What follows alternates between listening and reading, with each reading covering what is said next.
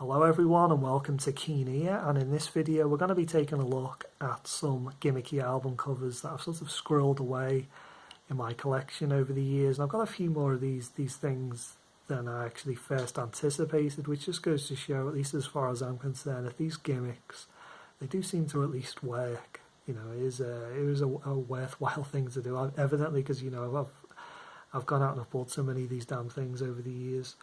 So first of all, what does truly define a gimmicky album cover? Of course, this is something that's up for interpretation and that sort of thing. But for me personally, I consider a gimmicky album cover. It's nothing necessarily, you know, like a cover that has anything kind of controversial on it, for instance, or something overly elaborate or very eye-catching. Think of something like Sergeant Pepper or whatever. I don't necessarily consider that to be truly gimmicky. I kind of consider a gimmicky album cover something that's a typical album cover with something added to it that is a draw and is something of interest, really, and is something kind of just extra elaborate for the sake of either drawing attention or for artistic kind of reasons, or it's for something to get people talking and get some interest, I guess. And it is kind of just this extra gimmicky aspect to something, you know, a gimmick kind of pushed a little bit further than most kind of gimmick, because of course the whole point of an album cover is to make you want to buy it. So in a way, by its own definition, it kind of is a gimmick within itself. But this is kind of a gimmick on top of another gimmick in a way. Perhaps I'm overthinking it, I'm not sure. So we'll just begin before I kind of carry on even further. We'll take a look at the first gimmicky album cover, and I consider this to be the king of the gimmicks, and it's Sticky Fingers by the Rolling Stones. Definitely one of their better known albums. Definitely one of their better albums sort of in general, really. You know, this album is so good that it's nearly as good as Exile on Main Street. You know, that's how good it is. And it's a collaboration that the Stones had with Andy Warhol. You know, Andy Warhol designed the front cover of this. On the back, it's a design of Andy Arsehole. So not only have you got, you know, an iconic album from the Rolling Stones and of course the music, you know, the popular music world, but you've got this artist who's a very popular, well-known, successful, you know, guy in the art world. So you got that whole connection as well. So yeah, it's kind of no wonder really this thing kind of took off and has been really successful, and really it probably is the most iconic and well-known Rolling Stones album cover there is in existence, really, that they've ever managed to accomplish. One thing you need to be careful about though with this album, you know, with the zipper on it, is, you know, early copies of this are kind of getting to around 50 years old now, so you need to be careful with the zip. You know, the zip, they can get stuck and that sort of thing very easily, and they can get jammed. And yeah, the prices of these things kind of are on the upper end of kind of records in general. They are kind of quite collectible. And one thing you don't really want to do is go into a swanky record shop somewhere, find a nice minty copy of this particular album, give the zipper a damn good yank, and kind of just decimate the front of the cover. You know, that's not a situation you want to find yourself in. So yeah, just be aware of that. And yeah, I've seen a CD reissue of this album. I remember on eBay, and it was a CD, so it's a limited edition special version, whatever it may have been, and it had a little zipper on it as well. You know, they actually went to the trouble of putting a little zipper on a CD version. So yeah, I thought that was kind of cute. And you generally don't see these gimmicks on you know, on CDs or on that kind of thing, or on cassette tapes. You know, it's mostly a thing for the vinyl records, I guess, because they could get away with making them a bit more expensive, and I guess because they are bigger, there's more room to fit gimmicks in, I suppose, maybe. I don't know, the music industry was in a different place kind of at the time when this thing was manufactured, so it's a curious thing. But yeah, try and get hold of a copy if you're on the market for this, you know, with a zip. I think it's just a nicer way of getting hold of it, really. You know, I think it is one of the main things that came, you know, there are reissues of this that you can get without the zip, and no, they don't really do a whole lot for me. Try and get one with a zip if you can, if your budget can stretch for it, because they do tend to be more expensive with than without. So next we have the Rolling Stones again, and it's their Satanic Majesty's request. I couldn't skip this one. This one's, you know, needed to be here, and when this came out, it definitely must have blew a few minds without any question or shadow of a doubt, really. You know, this thing was, even to this day, I think it's kind of amazing, really. But back then, you know, hardly anyone had seen anything quite like this, and it was very expensive to produce, and it cost Decca a lot of money to kind of do it. But I think it was kind of worth it, really. One of the things with this record, I found this out on a website called Stones on Decca, and hopefully it's still up, because it was a pretty damn good resource for information on you know, Stones on the, you know, during the Decca period of the 1960s, essentially. And one of the things I learnt about this reissue of this album from the early 80s is that Decca happened to discover in a warehouse a big, you know, fairly large quantity of the, not the whole cover, but the you know, the 3D thing effectively is stuck on. You know, this is stuck onto the record. If you're not aware of this record that much, you know, don't know much about it, you've never held one or whatever, but this is stuck onto the actual record cover. You know, it's like a card effectively. And they found a load of them in a warehouse, you know, that Decca owned, you know, from the 1960s. So you can buy a 1980s pressed record with a 1980s manufactured record cover with this thing plastered on from the 1960s, which I think is kind of cool, and it kind of shows that you know, the record industry never threw anything away. They were very resourceful in a way, and they were keen to recycle things, not necessarily for environmental reasons. I don't think they necessarily cared too much about that. It's more to do with, you know, financial reasons and that kind of thing. So yeah, it just kind of highlights that aspect of the record industry, really. This kind of make do and this recycling and this, you know, if you've got it, use it sort of thing, and saving money and that kind of thing. So yeah, kind of you know, keep an eye out for them. If you see a copy with from the 80s, you know, got a fairly thin pressing from the 1980s, and you know, it's a 1980s press, and it's got that 3D effect on it. That could well be a 1960s part attached to it, which for some reason I kind of find that kind of thing amazing, really. So we'll move away from the Stones and on to Rod Stewart, and this is a compilation album, and it's called Sing It Again, Rod. And it's in the shape, for some reason, of a whiskey glass, I guess, because Rod Stewart's Scottish, which is kind of like, you know, releasing a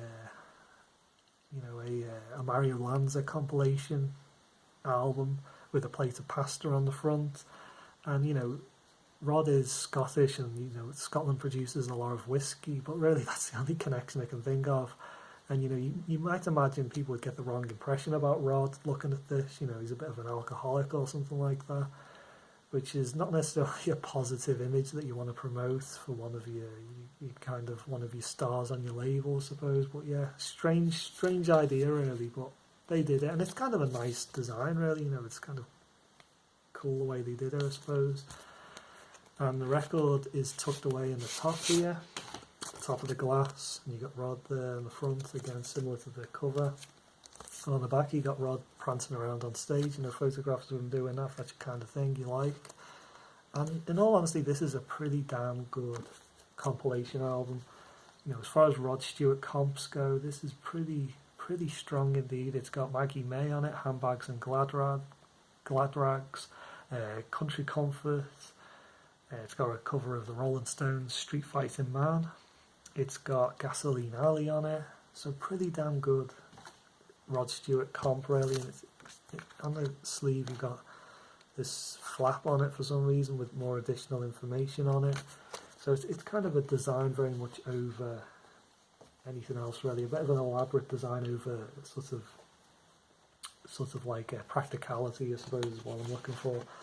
And you put the record back, and one of the things you need to be careful of is, because of this flap, amount of times I put it back kind of like that, you know, and it's kind of a recipe for disaster, you know, this sort of design in a way. But it is pretty cool, even though it's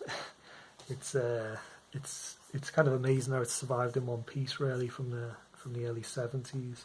And I only paid £1 for that, so that was a really great deal. I saw that, I thought, what the hell's this thing, a whiskey glass? I thought it was a promotional thing, perhaps, for some cognac or whatever.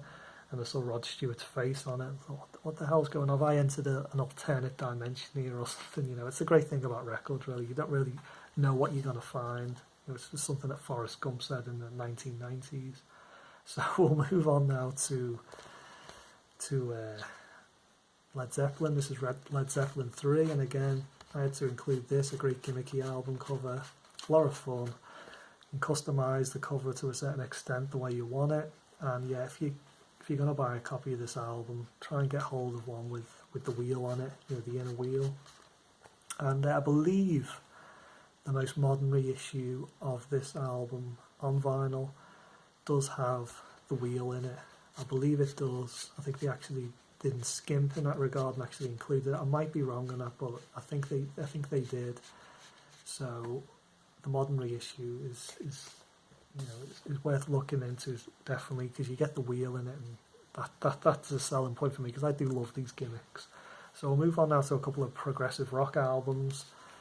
This is Thick as a Brick by Jethro Tull, very similar to John and Yoko's Sometime in New York City release that came out actually after this. So this predates that album, and this is actually a lot better. The John Lennon one's a bit crap, really. This is much better. This is a proper stab at making like a spoof, you know, a newspaper themed album cover. This goes all out, and this is kind of something that will never be beat. This will forever always be the best album that has a spoof newspaper themed cover. There's nothing that will ever top this. If it does, it'll have to be something monumentally amazing, particularly as newspapers these days aren't necessarily what they once were. This is probably will be the king for all the time, really. And they went above and beyond with this. Not only does it look like a newspaper, you know, the John Lennon release looks like a newspaper, but that's all it does, is it just looks like one. This not only looks like one, but actually kind of is one as well. It's a spoof newspaper inside, and you know, somebody's filled in the sort of the joke puzzle thing there. I didn't do this, honest. You know, I'm gonna defend myself here. I didn't fill that in, but it's a great piece of design. It's got novelty sort of appeal all over it. You know, like fake football results, you know, sports results, fake adverts. They just went above and beyond. I think it's pretty spectacular. As for the record itself, you know, the music itself, I'll kind of leave it at this, really. I'll just say that in terms of this album, I much prefer sitting down and reading the newspaper than I do sitting down and listening to the record. I'll put it that way. I'll leave her at that. So we'll finish up on the final album. Again, it's a progressive rock album, and it's from a group called Man, and it's called Be Good to Yourself at Least Once a Day. Now, if you know about this record and you know the gimmick that it has, you kind of just want me to kind of get on with it and show it. But if if you're unaware of this, you know, you're in for a real treat. I can tell you that now. Now, on the outset, there's nothing really that particularly amazing about it. It's just a photograph of the group on stage, and that's kind of all there is at first. But when you open it up, wait till you see this. This is going to blow some minds, and if it doesn't, you've never seen this before and it doesn't blow your mind, I don't think records are really for you. Maybe you should go into gardening or something like that. But anyway, you open her up, and it's got this map inside, and it's pretty damn amazing. This won awards the year it came out for its design, for obvious reasons, and it's pretty damn spectacular. And it's got a map of Wales, and they're kind of breaking away from England, and you know, quite honestly, I don't blame them for having that kind of sentiment, quite honestly. But yeah, it's pretty damn spectacular, I must say, you know, and it is a record that I quite honestly, I did pick it up purely for this reason, really. The album itself is fine, you know, it's not necessarily, I'm not a huge progressive rock fan in all honesty, but you know, I can take it or leave it largely, and this isn't necessarily the best progressive rock album ever made either, but this cover is spectacular, it really is, and it always manages to surprise people, you know, whenever I show it. You know, I remember showing this to somebody who's kind of indifferent to vinyl, and then I opened it up and it's like, you can kind of see the amazement in the face. And you know, it's kind of one of them things that makes vinyl a bit special, because it's something you just generally don't see that much with other formats, really. You know, I mentioned that CD release with the zipper on it from the Rolling Stones, their Sticky Fingers release, but generally you don't see it that much, and it's a bit of a shame, really, that it's not as common in other formats. You know, cassettes and in CDs, you know, and 8 tracks. In fact, if anyone's aware of any additional LPs that have these kind of gimmicky album covers that I haven't shown or haven't mentioned, let me know about them, and I'll be kind of very interested in at least having a look. I might even be interested in buying them. That extends to CDs as well. If you got any gimmicky CDs that you know of, and gimmicky cassettes, kind of let me know in the comments and point me in a direction. I assure you'll be very interested, because I'm a bit of a sucker for this type of thing. I really am. It's kind of, you know, posters. I love posters that come with records, and I love these gimmicks that come with records as well. I think I put posters number 1 and gimmicks kind of like number 2. You know, of these kind of gimmicky things that you know, that come with records, and I just think it's one of the good things about collecting vinyl. Really, it's one of the kind of the rewards for sticking by. You just get this fun aspect to it, and you know, what's wrong with a bit of fun now and again. So thanks for watching this video. You know, recommend, if you can, some stuff for me. You know, in the comments, I'll be very interested in seeking out more, because I'm pretty certain there's more stuff out there that I'm not aware of, and I'll be genuinely very interested to find out more about it and add to the collection potentially. So thanks for watching, guys, and goodbye.